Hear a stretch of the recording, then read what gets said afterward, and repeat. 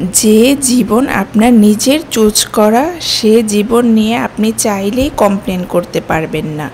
শখ করে আদরে পালিত বিড়াল যখন আপনার নতুন ব্যাগ, হেডফোন, চার্জার কেটে নষ্ট করবে, চেয়ে চেয়ে দেখা ছাড়া আর কিছুই করার থাকে না। যে চাকরি আমরা সাধনা করে কষ্ট করে অর্জন করি, প্রচণ্ড মানসিক চাপে পিষ্ট হয়েও অভিযোগ করার আর সুযোগ থাকে না। যেমন নিজ ইচ্ছায় দেশ ছেড়ে গিয়ে বিদেশ নিয়ে কমপ্লেন করা যায় না। খুব কাছের কাউকে হয়তো বলা যায়, তাও দুই একবার। কিছুদিন পর তারাই বলবে, জানতাই তো এমন হবে। ম্যাচুরিটি জিনিসটা ভয়াবহ। একবার ইনস্টল হয়ে গেলে আর আনইনস্টল করা যায় না। চাইলেই ছোটবেলার মতো গলা ফাটিয়ে কান্না করে বলা যায় না, এটা কেন হলো, এটা আমি মানি না, আমি তো এমন চাইনি। যা আমরা ডেকে ঘরে আনি তা আপদ হলেও একান্তই আপন।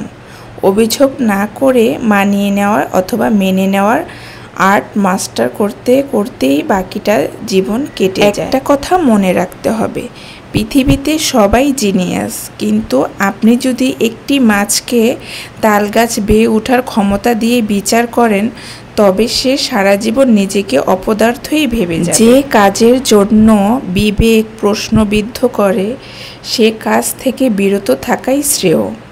যা কিছু পেয়েছেন তার জন্য শুকরিয়া আদায় করুন, ধৈর্য ধারণ করুন, ভবিষ্যতে আরও ভালো দিন আসবে। পৃথিবীতে এমন কোনো কাজ নেই যা করলে জীবন ব্যর্থ হয়। জীবন এতই বড় ব্যাপার যে একে ব্যর্থ করা খুবই কঠিন।